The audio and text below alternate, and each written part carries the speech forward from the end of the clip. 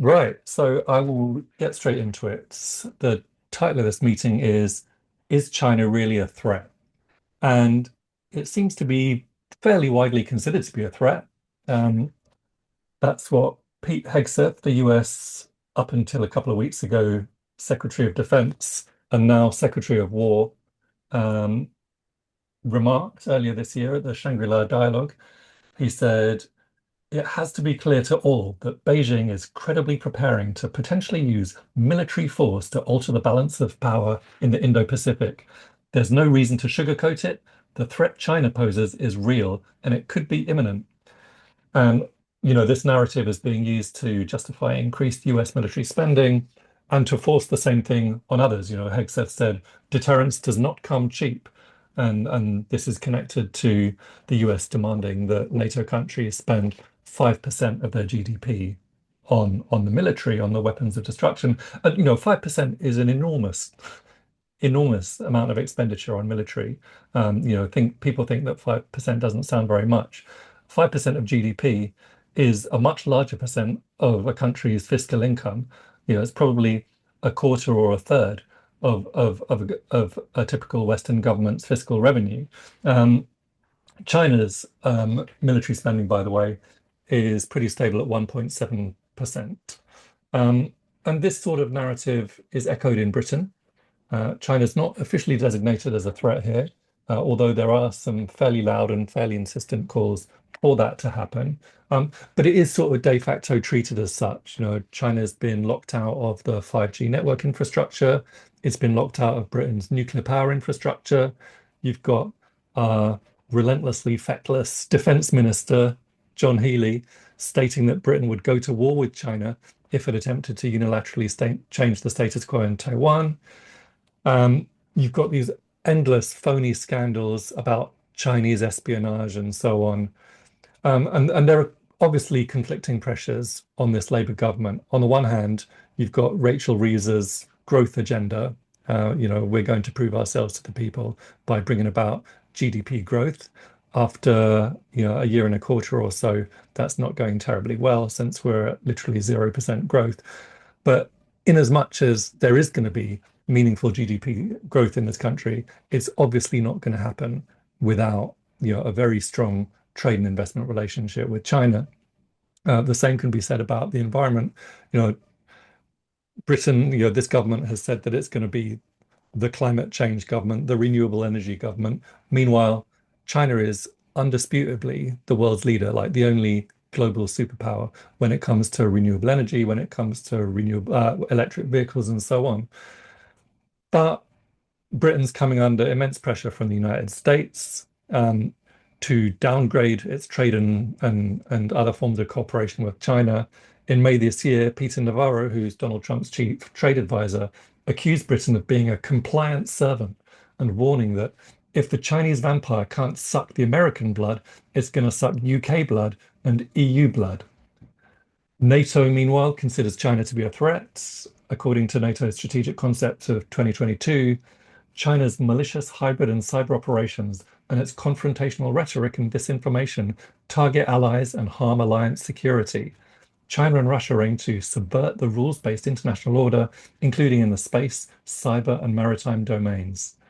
According to the NATO Heads of State Summit in Washington last year, China's stated ambitions and coercive policies continue to challenge our interests, security, and values. And it's a pretty similar narrative at the European Union level. You got Ursula von der Leyen, the European Commission president, saying that Beijing's control over strategically critical supply chains and its support for Russia pose a growing threat to Europe's economy and security.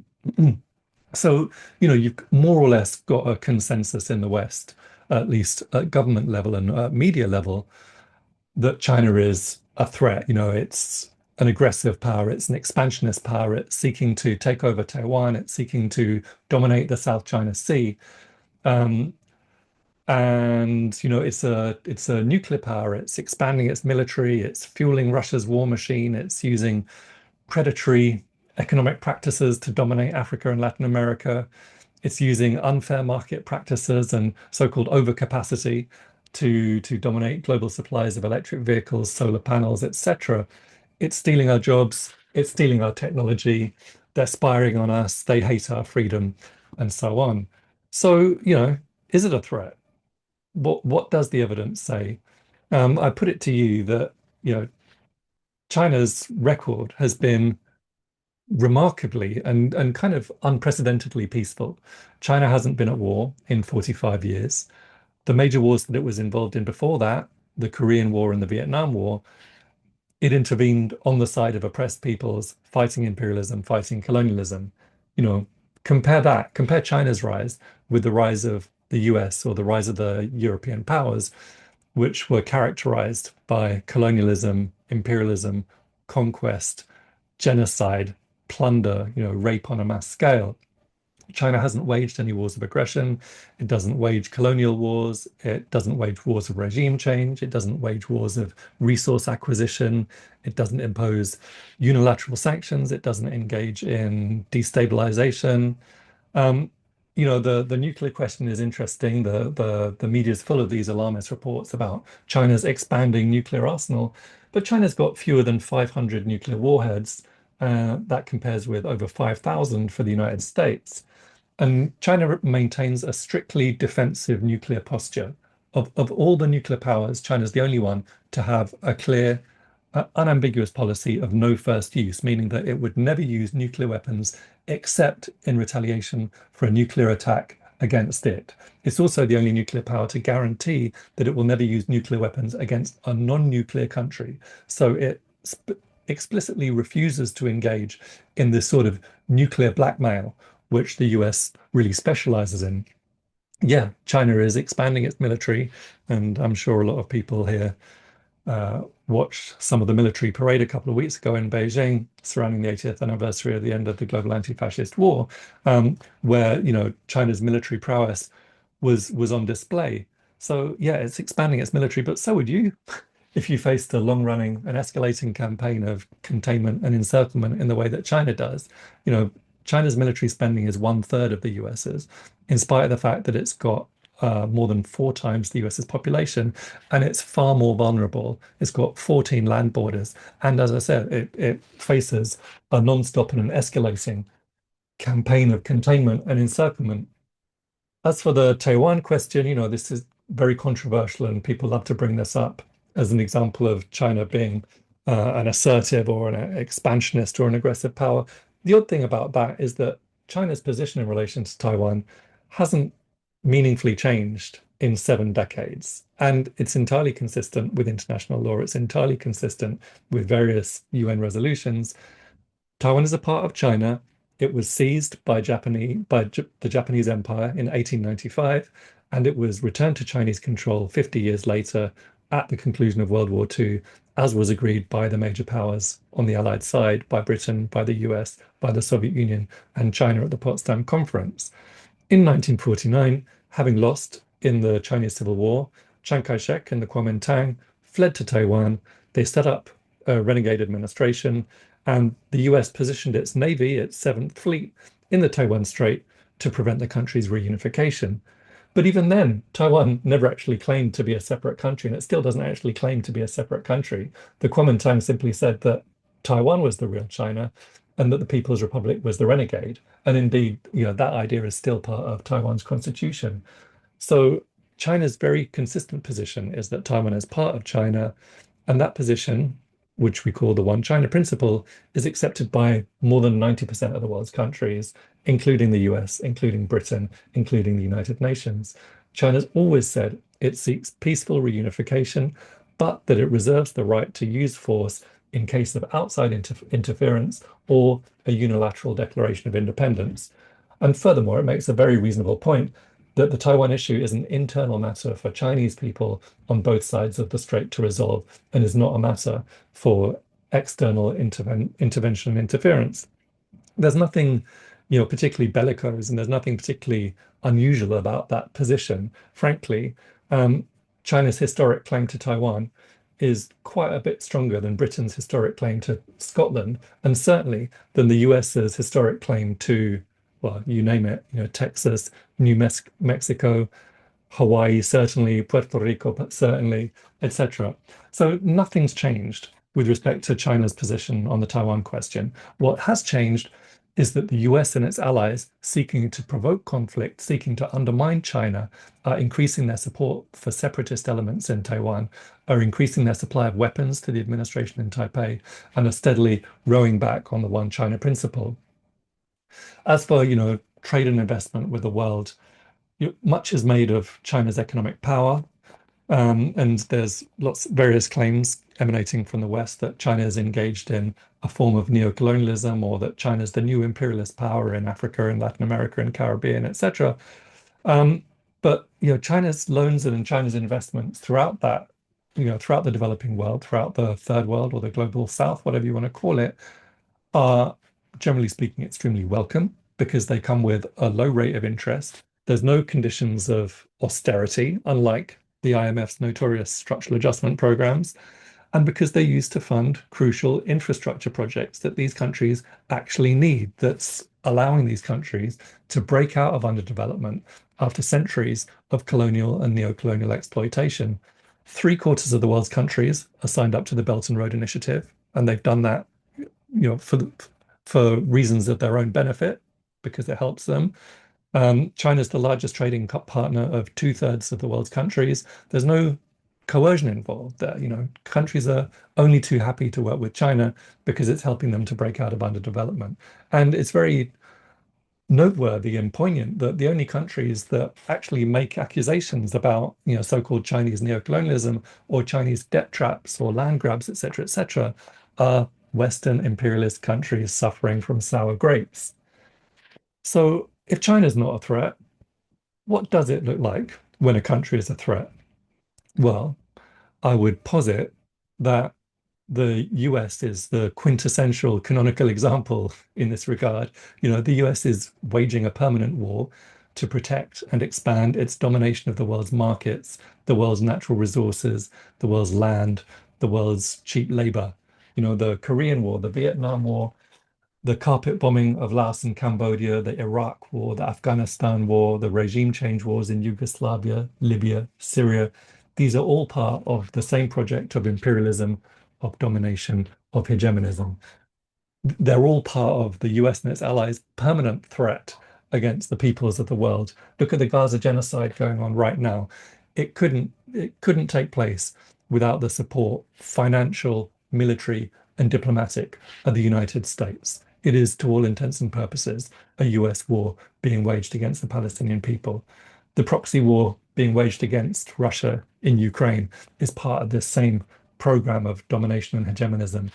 The illegal blockade of Cuba, the illegal sanctions against Venezuela, Nicaragua, Zimbabwe, Eritrea, Iran, North Korea, and many other countries. The US maintains a whole global infrastructure of power projection, um, of which NATO is obviously the cornerstone. Added to that is now AUKUS, this trilateral nuclear pact between the US, UK, and Australia, and the various attempts to make something of the Quad, the quadrilateral security dialogue between the US, Australia, India, and Japan, that are, between AUKUS and the Quad, clearly driving towards the establishment of some kind of Asian NATO. The US has got over 800 overseas military bases around the world. It's got tens of thousands of troops and tens of thousands of weapons deployed around the world, including nuclear-enabled missiles and warplanes, very clearly, very obviously directed towards China, based in Japan, based in Okinawa, based in Guam, based in South Korea, based in the north of Australia in Darwin. The US's military budget is $1 trillion. It's historically unprecedented. Um, the US has also got, a global system of military intelligence, a network of destabilization that enables it to carry out regime change operations. And the New York Times journalist Thomas Friedman famously and with shocking honesty said that the hidden hand of the market will never work without a hidden fist. McDonald's cannot flourish without McDonnell Douglas. So that's admitting very clearly what we all know, that the United States and its allies use military hegemony to impose their economic and political will on the rest of the world. So if the US is the real threat, why, what's the rationale for portraying China as a threat?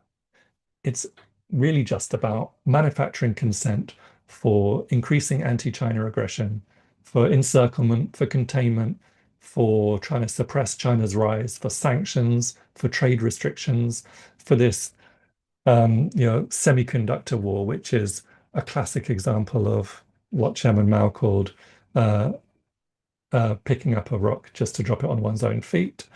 All sorts of, Cold War and hybrid war measures, and ultimately, gaining potential support for a hot war in the future against China, most likely with Taiwan as its flashpoint.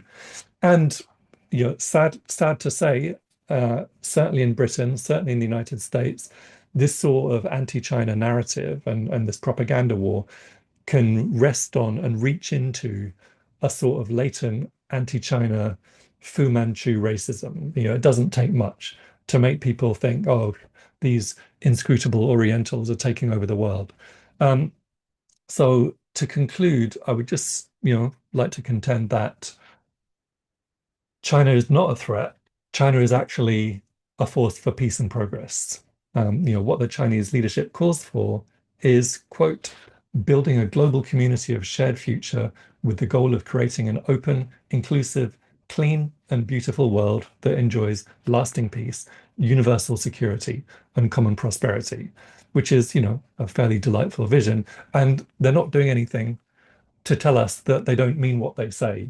China consistently expresses its commitment to multipolarity, to peace, to maximum and mutually beneficial cooperation around economic development, around tackling climate change, tackling pandemics, tackling the threat of nuclear war, to working within the context of the United Nations Charter and within the context of international law in support of peaceful coexistence. Xi Jinping often talks about China's orientation towards peace. He says, without peace, nothing is possible. Maintaining peace is our greatest common interest and the most cherished aspiration of the people of all countries. We can see what this means in reality. Like, since the launch of Israel's brutal offensive against Gaza, China has been among the countries calling most loudly for a ceasefire, for the establishment of a lasting peace, based on, in the words of a Chinese peace proposal, realizing the dream of an independent state of Palestine and redressing the historical injustice suffered by the Palestinian people. Again, since the escalation of the war in Ukraine in 2022, China's been among the countries pushing for peaceful resolution to the conflict. It's been working with Brazil in that regard. It's been working with the African Union in that regard. Whereas the US and Britain are determined to weaken Russia. They're insistent on fighting Russia to the last Ukrainian, and they just continue adding, huge quantities of fuel to the fire. As I mentioned at the beginning, China is the renewable energy superpower. It's the electric vehicle superpower. It's the forestation superpower. It's the biodiversity protection superpower. Through the Belt and Road Initiative, through its infrastructure development, through its mutually beneficial relations with the world, it's promoting development, modernization, and peaceful coexistence across the developing world, across the global south. We saw its approach in relation to COVID. It's considering of its vaccines as a global public good, and the provision of literally billions of doses of vaccines and billions of units of medical supplies, masks and respirators and all the rest of it to the countries, particularly of Africa, Central Asia, Southeast Asia, the Pacific, the Caribbean, and Latin America. China's put out all of these proposals as global public goods, the Belt and Road Initiative, the Global Development Initiative, the Global Security Initiative, the Global Civilization Initiative, and recently announced the Global Governance Initiative. China's got a very compelling and strong vision around a shared future for humanity, and is proving itself to be a responsible player in international affairs. So it's not a threat, really, for those of us who want a peaceful and prosperous world and a sustainable world, it's our ally. Thank you.